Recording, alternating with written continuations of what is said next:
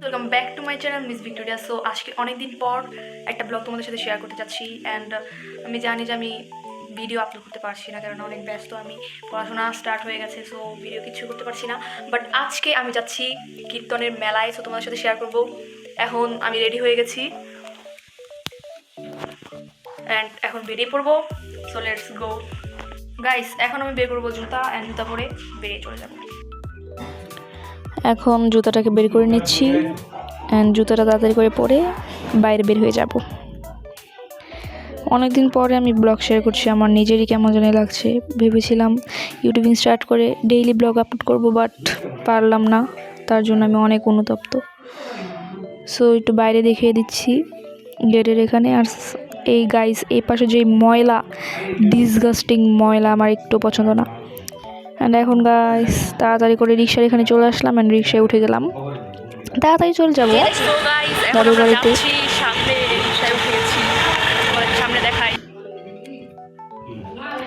So ভিউটা দেখো,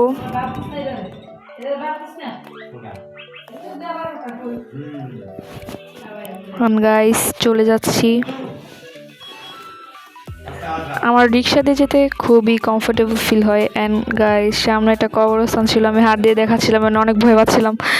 তো আমি তখন অনেক চিল্লাচিল্লি করছিলাম। যাই হোক, সেই জায়গাটা পার করে চলে আসলাম। তোমাদেরকে দেখাচ্ছি দুপুরের সূর্য। এখন কিন্তু দুপুর টাইম, বাট শীতকাল, তাই এতটা বোঝা যাচ্ছে না, অ্যান্ড গরমও নেই। ফাইনালি চলে এসেছি, সবাই মিলে চলে যাচ্ছি কীর্তনের পথে। গল্প করতে করতে যাচ্ছিলাম। আর এটা হচ্ছে পিচ্চি, আমার ছোট বোন। ওকে বলছিলাম যে হাই কর হাই কর, কিন্তু কী যে হয়েছিল, কিচ্ছুই করছিল না। যাই হোক, সামনের দিকে যাচ্ছিলাম বলতে বলতে, অ্যান্ড আমার বোন জানি পিছন থেকে কি বলে দিয়েছিল, আমি রেগে গেছিলাম।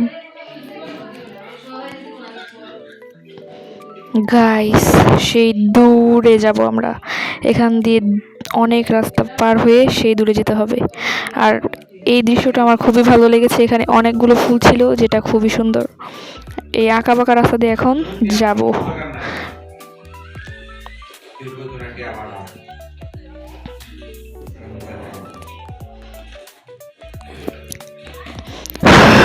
গাইস আমার পা একদম শেষ, কেননা দেখো কোন রাস্তা দিয়ে এসেছি, একদম পাহাড়ের মতো রাস্তা। এখান দিয়ে যেতে অনেক কষ্ট হয়েছিল, অ্যান্ড আমার তো মনে হচ্ছিল যে জুতাটাই ছিঁড়ে যাবে। আর অনেকটা যেতে হবে, সো আর কি করার। অ্যান্ড যখন চলে আসলাম, সাইড দেখতে পেলাম যে সরিষা ফুল, অ্যান্ড সবাই কীর্তন ফেলে রেখে সরিষা ফুলে গিয়ে ছবি তুলছে, তাই আমি একটু ভিডিও করে নিলাম। আর কীর্তনে চলে আসলাম, সবাইকে ভিডিও করছি, সবাই তিলক দিয়েছে, কত সুন্দর লাগছে। আমার বোন, এই দুজন হচ্ছে আমার মামাতো বোন, একটা মামি, আর এই পাশে ছোটো মামি, ওটা বড় মামি।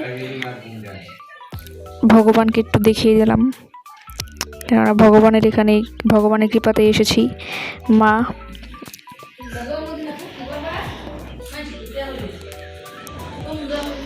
এখন গাইস 2 ঘন্টা ওখানে বসে থেকে কীর্তন শুনে খেতে চলে যাচ্ছি, বাট দুর্ভাগ্যবশত আমি খাওয়াটাই ভিডিও করতে পারিনি।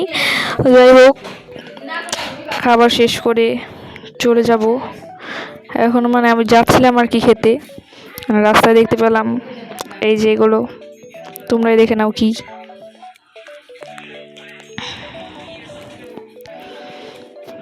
গাইস এতক্ষণ কীর্তনে বসে থেকে আর এত দূর হেঁটে গিয়ে আমি তো একদম টায়ার্ড হয়ে গেছিলাম। রাস্তা দিয়ে যাচ্ছিলাম, ঘুমে চোখ একদম বন্ধ হয়ে গেছিলো।